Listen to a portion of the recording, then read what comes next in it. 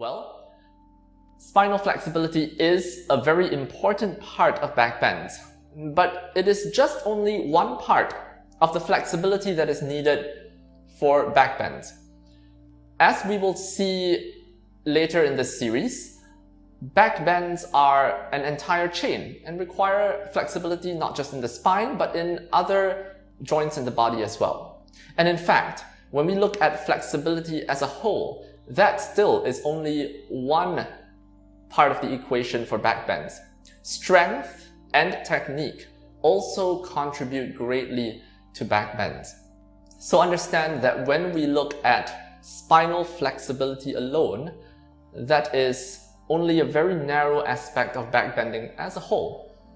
And it is with this holistic view of backbends that we can start to find a little bit more direction in what we are doing in this series. We will be exploring 4 specific poses in detail. In fact, 2 of them are transitions. These are the King Cobra, the Wild Thing to Wheel transition, the King Pigeon pose, and finally the Camel drop back. These poses were chosen specifically because strength, technique, and flexibility in other parts of the body contribute greatly to them as well. And it is hopefully through these poses that we can start to see backbends in a new light, and maybe even find some improvements in them by working on the forgotten aspects of backbends. Now, to help us examine these backbends thoroughly and in great detail, we're going to be using a framework that I like to call the 7 tips for great backbends. You can think of this framework as almost a checklist that we can go through each time we do a backbend. And before we get started with the 7 tips, you will notice that this is just the first of 10 videos.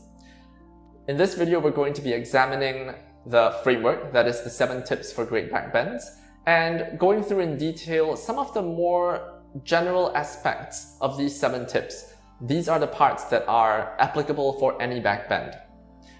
Then in the next video, video number 2, we will go into a general warm-up flow that is beneficial for, again, all backbends. These are the 2 videos that are more the general parts. Each subsequent pair of videos will then work on the technique of one of the poses, followed by a flow-along video going up to the pose. So for instance, video 3 will be a technique breakdown for King Cobra, and then video 4 will be a flow-along video leading up to King Cobra. Good. So let's get started with the 7 tips for great backbends.